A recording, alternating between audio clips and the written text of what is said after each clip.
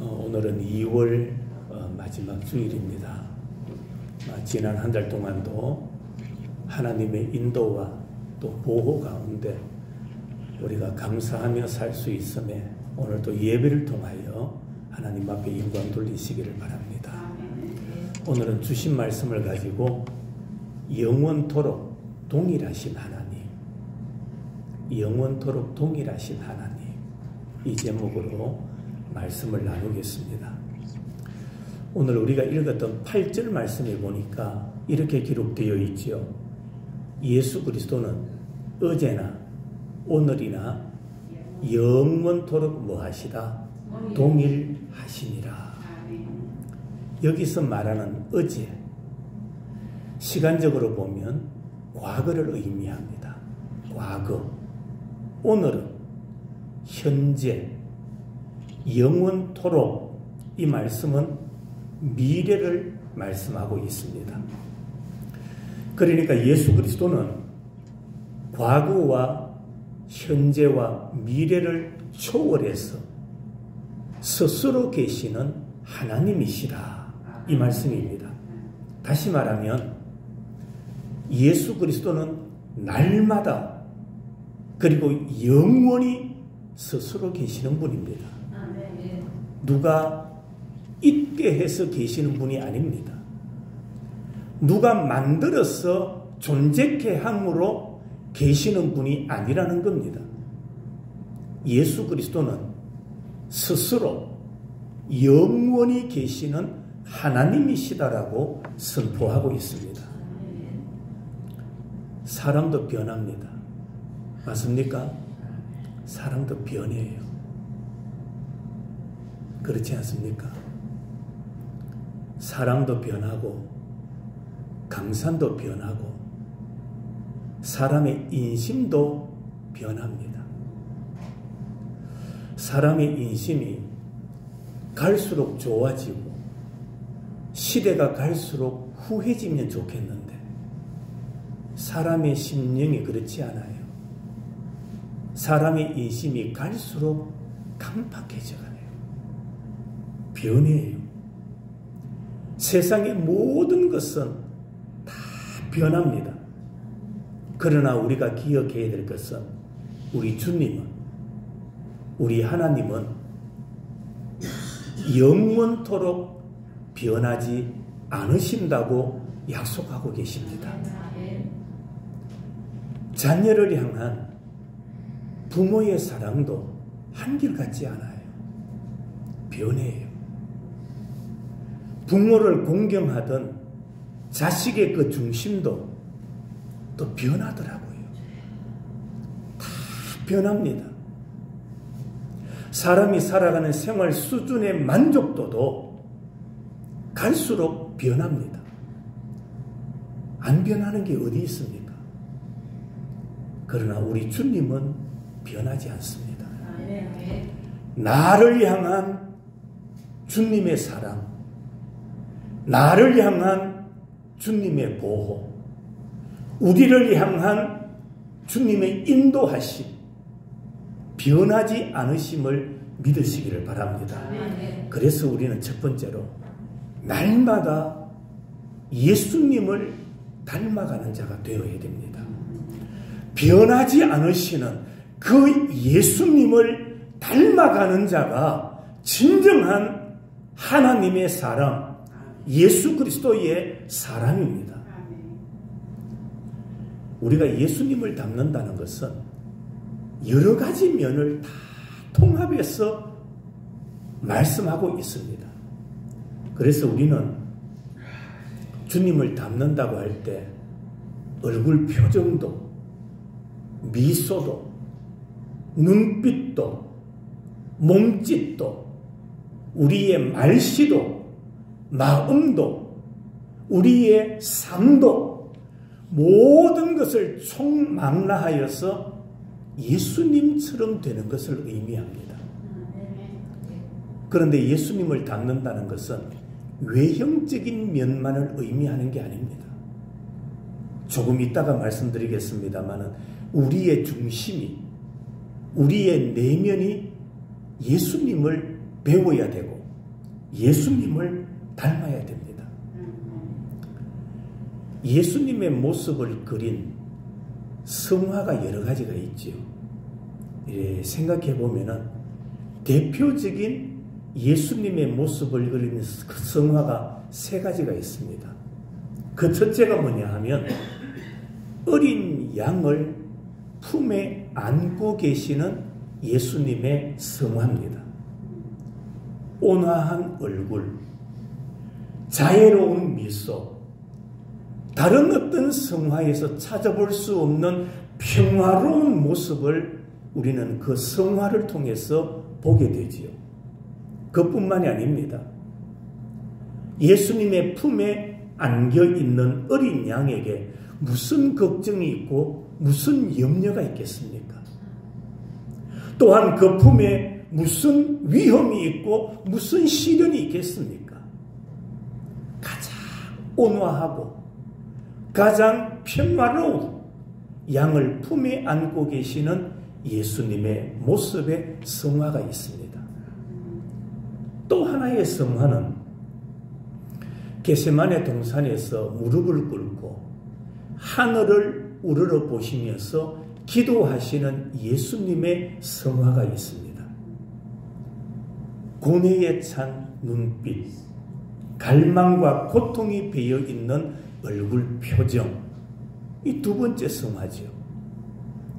또 하나를 든다면 십자가에 달리신 예수님의 모습의 성화입니다.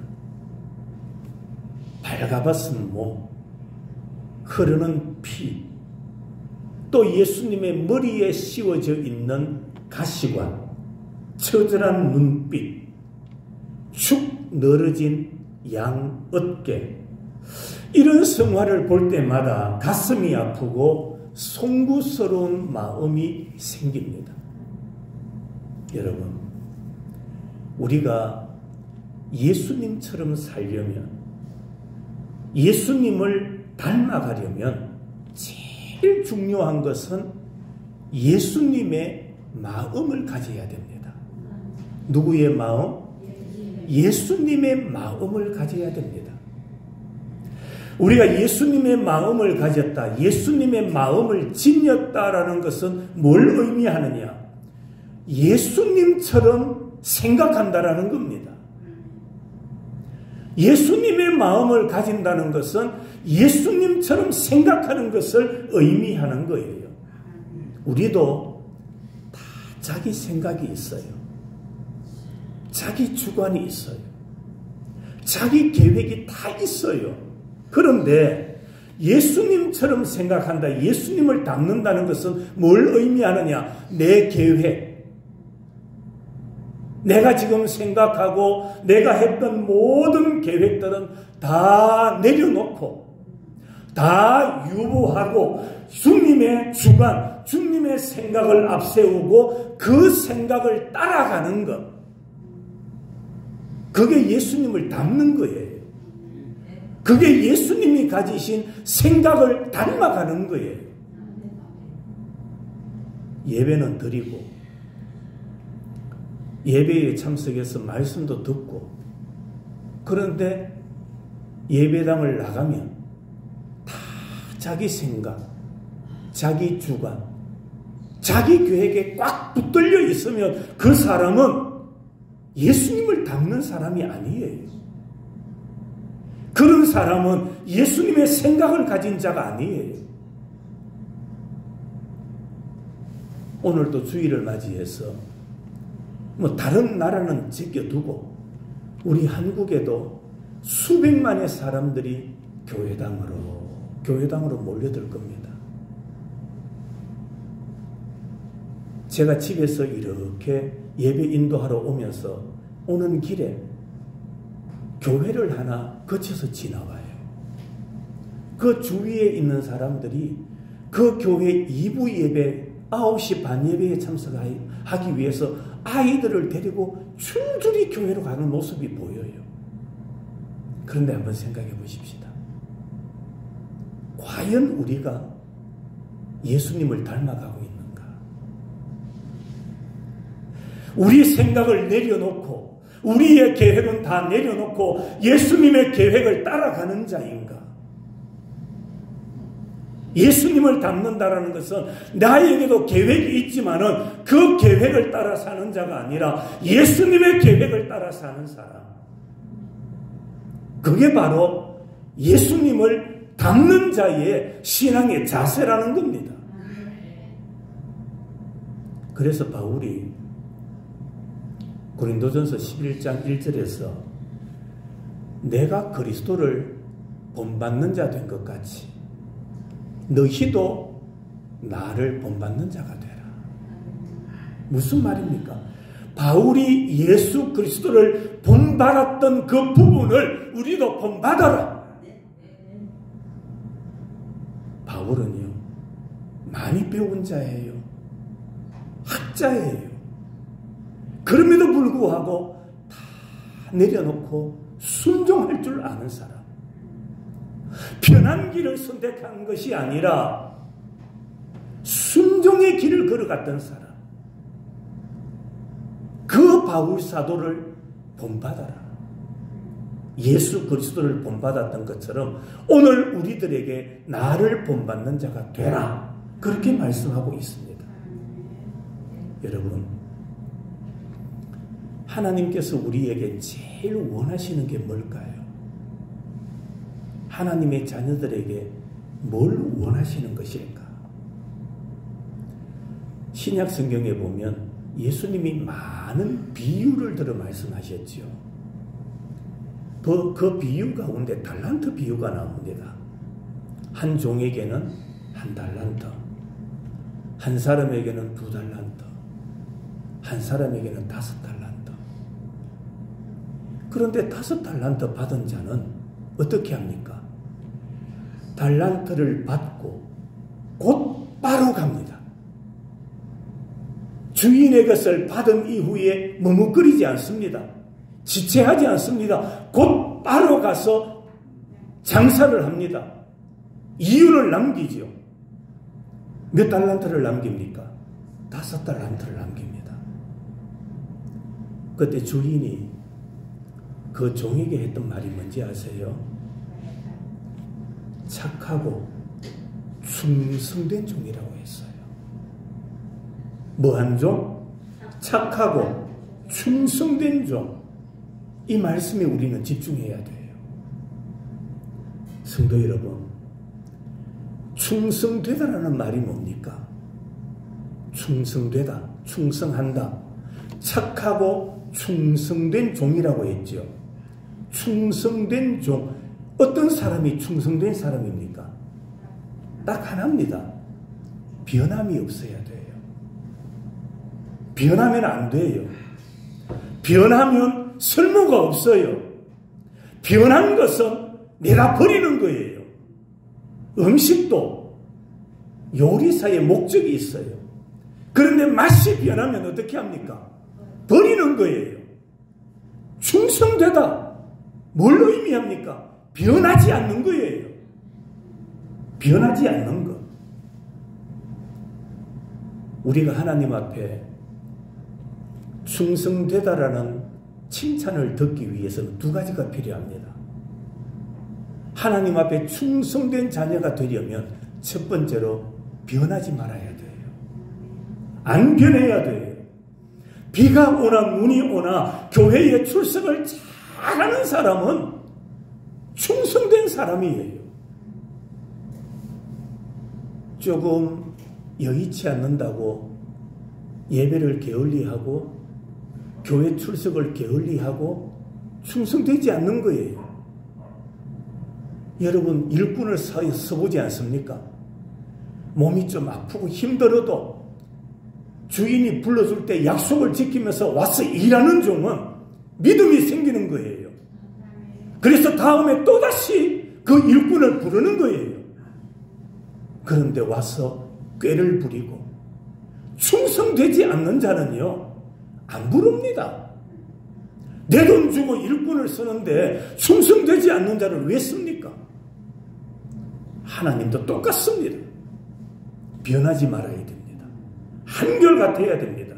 가난하나 부요하나 하나님께 드리기를 좋아하는 사람이 충성된 사람이에요.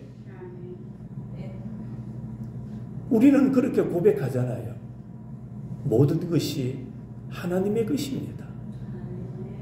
모든 물질이, 내가 가진 모든 것이 하나님이 주신 겁니다.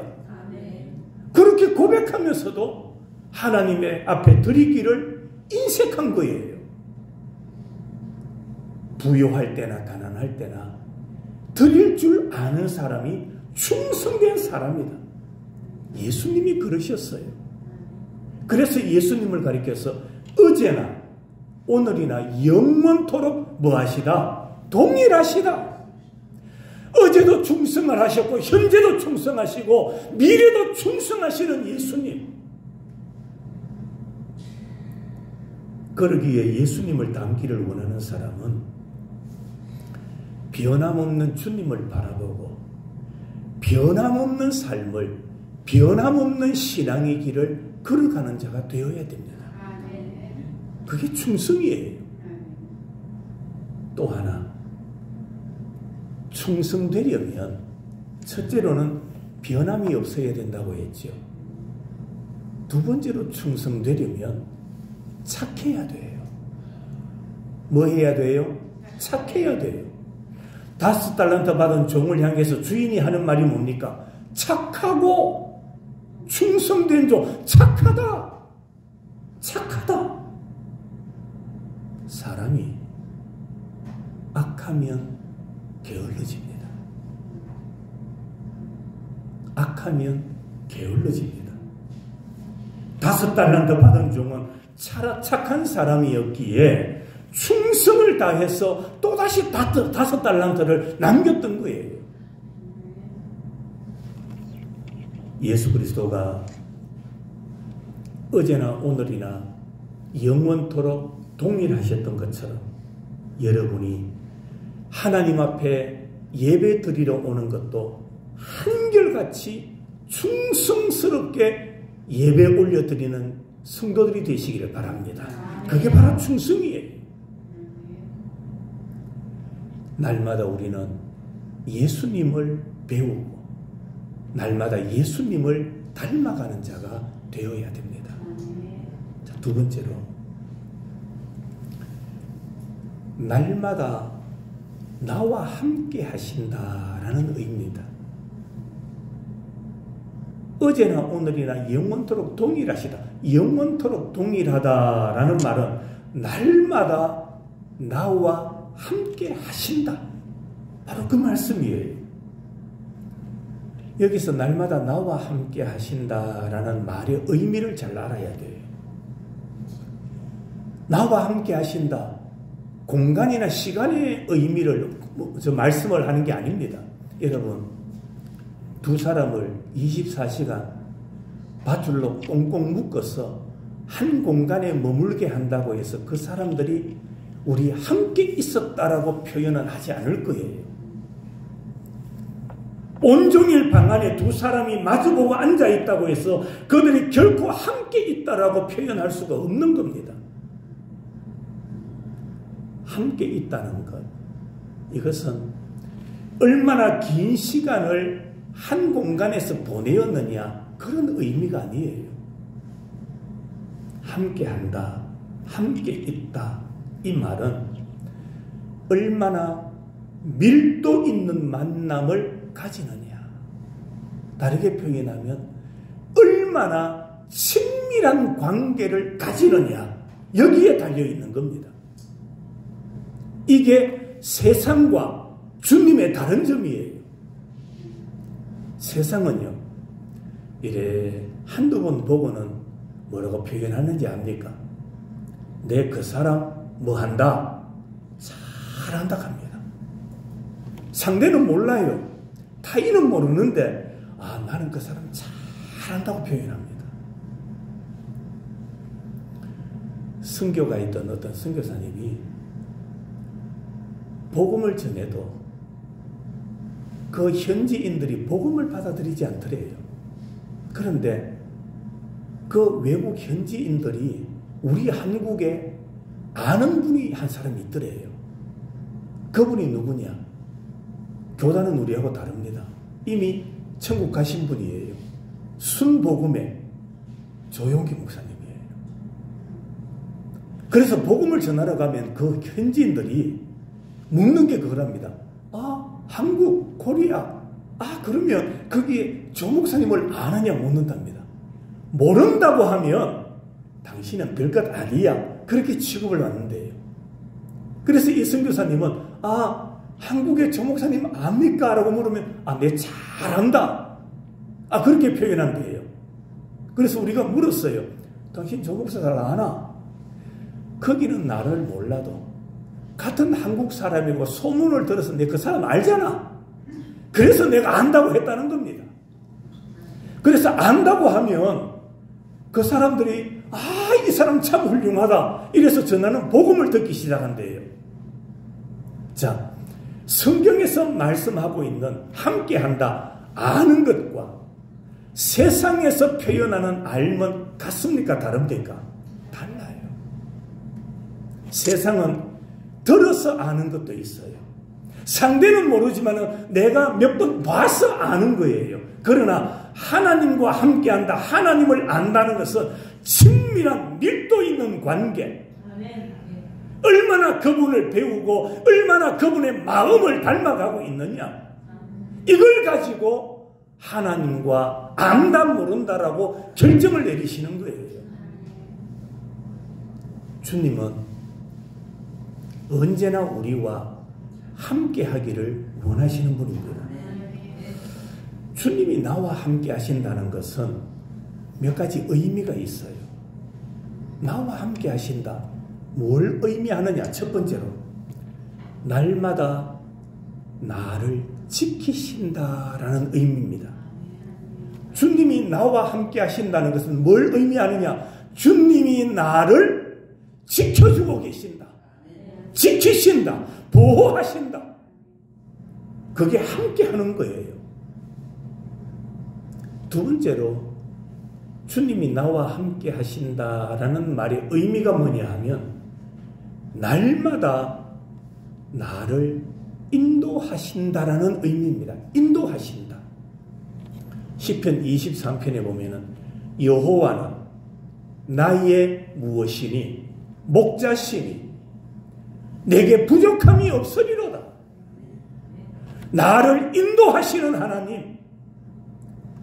그렇기에 하나님은 우리와 함께 하시는 거예요. 인도하려면 같이 가야 돼요. 제가 몇 주 전에 교육을 며칠 동안 어떤 교육을 하나 받았어요. 그런데 어려운 사람들, 고난당하는 사람들을 돕는 거예요. 자, 시각장애인을 도우려고 하면 어떻게 하느냐?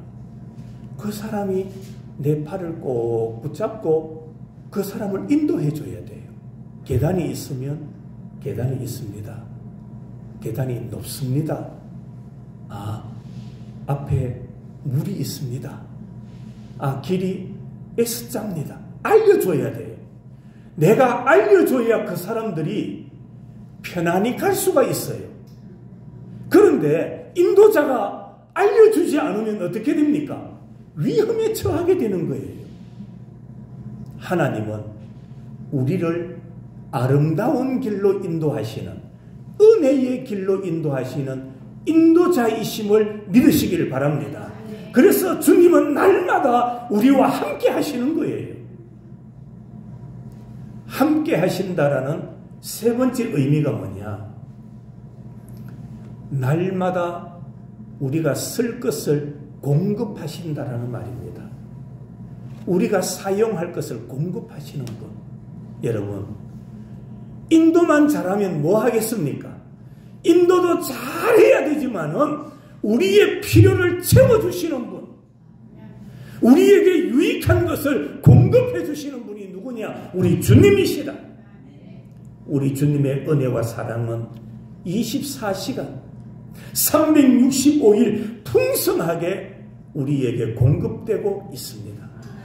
주님의 공급은 중단됨이 없습니다. 주님의 공급은 모자람이 없습니다. 사람은 안 그래요. 사람은 계획 세웠다가 일을 추진해 가다 보면은 모자람이 있어요. 맞습니까? 아닙니까? 모자람이 생겨요.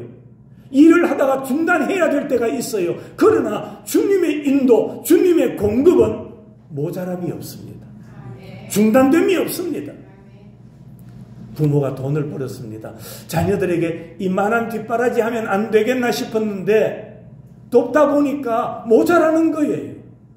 풍성하게 공급할 수가 없을 때가 많아요. 그러나 주님의 공급은 그렇지 않아요. 가장 좋은 길로, 가장 풍성한 것으로 우리에게 채워주시는 분이 우리 주님이시다. 그래서 주님은 우리와 영원토록 뭐 하시느냐? 함께 하심을 믿으시기를 바랍니다. 마지막 세 번째, 영원토록 동일하시다. 이건 뭘 의미하느냐 하면은 우리는 날마다 주님을 위해 사는 자가 되어야 한다는 말입니다. 주님을 위해서 사는 자. 우리는 지금까지 누군가를 위해서 살아왔습니다. 남편을 위해 살고, 자식을 위해서 살고, 상사를 위해서 살고, 사업을 위해서 살고, 직장을 위해서, 돈벌이를 위해서 살아갑니다. 그러나 한번 생각해 보세요. 그것이 여러분에게 가져다 준 것이 무엇이었는가를 한번 생각해 보시기 바랍니다. 약간의 명예는 갖다 줬을 거예요. 약간의 지위, 성공, 재산은 우리에게 조금 줬을 거예요. 그러나 여러분, 그런 것이 우리 인간에게 가장 필요한 영생은 주지 못합니다.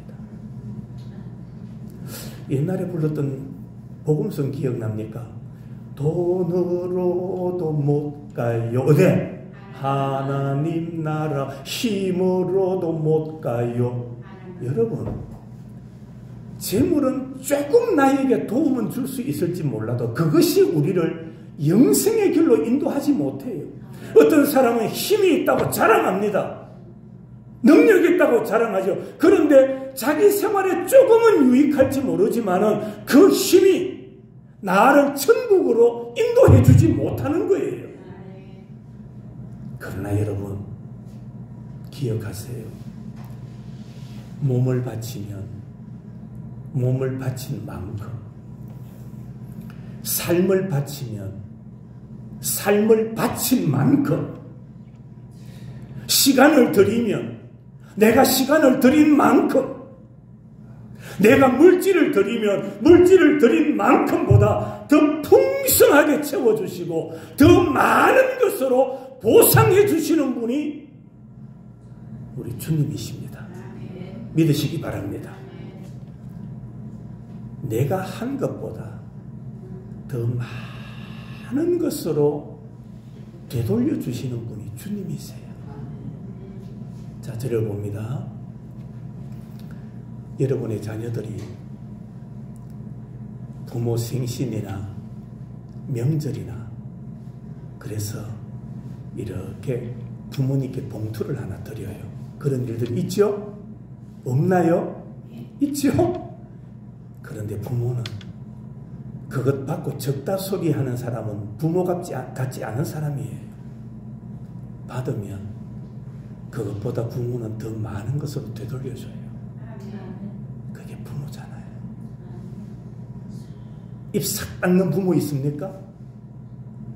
용돈 받고 입 싹 닦아버리는 부모가 있어요? 없습니다. 더 많은 것으로 되돌려주게 돼요.